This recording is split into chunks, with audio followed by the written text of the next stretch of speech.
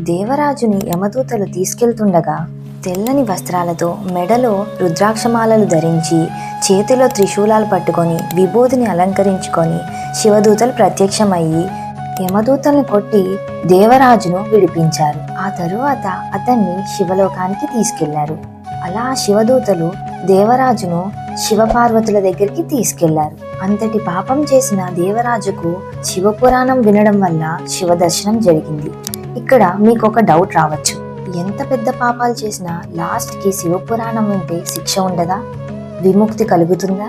ఇక్కడ విముక్తి అంటే శిక్ష ఉండదని కాదు, నీ కాలచక్రం నుంచి ముక్తి లభించిందని అర్థం. ఏది ఏమైనా కర్మ అనేది ఖచ్చితంగా అనుభవించాల్సిందే. శివపురాణం వింటే భక్తి అంటే ఏంటో తెలుస్తుంది, ఆ శివుణ్ణి మనం ఎలా చేరుకోవాలో చెప్తుంది.